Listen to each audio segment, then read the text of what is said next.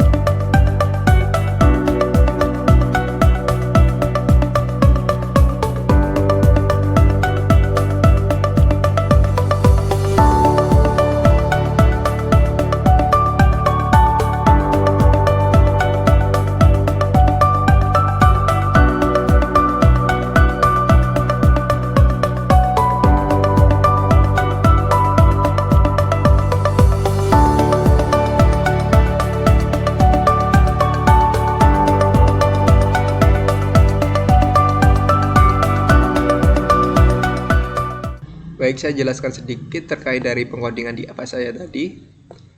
Jadi kode ini mengimplementasikan algoritma di UFS menggunakan teknik rekursi untuk mencari nilai target n di dalam graf 8 node yang didefinisikan secara statis.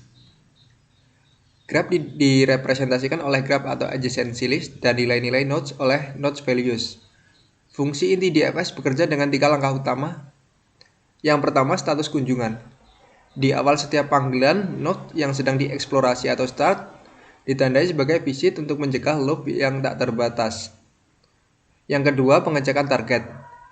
Nilai nodes diperiksa terhadap nilai n yang dicari.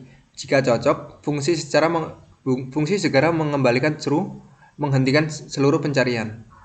Yang ketiga, eksplorasi rekursif. Jika target belum ditemukan, fungsi memanggil dirinya sendiri secara rekursif untuk semua tetangga node saat ini. Rekursi ini memastikan bahwa pencarian akan masuk ke sedalam mungkin pada satu cabang hingga menemukan target atau mencapai jalan buntu, sebelum kembali atau backtrack untuk mencoba cabang tetangga lainnya. Pada akhirnya, metode main menginisialisasi pencarian dari nodes A dan mencetak hasilnya. Pendekatan rekursif ini membuat kode di FS menjadi ringkas dan efektif untuk eksplorasi kedalaman graf.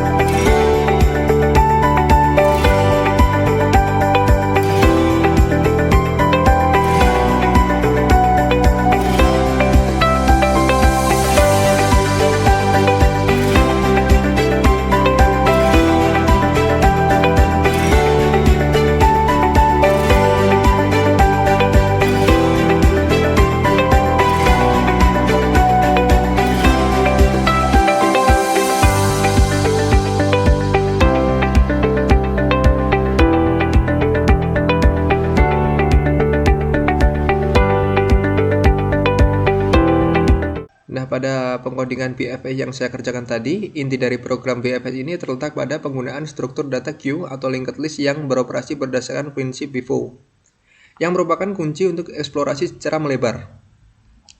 Proses pencarian dimulai dengan memasukkan node awal A1 ke dalam queue dan visit set. Selanjutnya, loop while terus berjalan selama queue belum kosong. Di setiap iterasi, program melakukan langkah-langkah berikut. Yang pertama, dequeuing. Node di bagian depan queue ditarik keluar dan diperiksa. Yang kedua, pengecekan target. Nilai node diperiksa terhadap target N. Jika cocok, fungsi segera mengembalikan true. Yang ketiga, eksplorasi melebar. Program mengiterasi semua tetangga node saat ini. Setiap tetangga yang belum dikunjungi segera ditandai sebagai visit dan dequeuing ke bagian belakang queue. Mekanisme queue ini memastikan bahwa semua tetangga pada level yang sama akan dieksplorasi sepenuhnya sebelum pencarian pindah ke node pada level berikutnya. Pendekatan ini secara inheren menemukan jalur terpendek dalam hal jumlah edge ke target. Demikian video praktek pengerjaan tugas 3 struktur data yang saya kerjakan. Kurang lebihnya saya mohon maaf. Saya akhiri. Wassalamualaikum warahmatullahi wabarakatuh.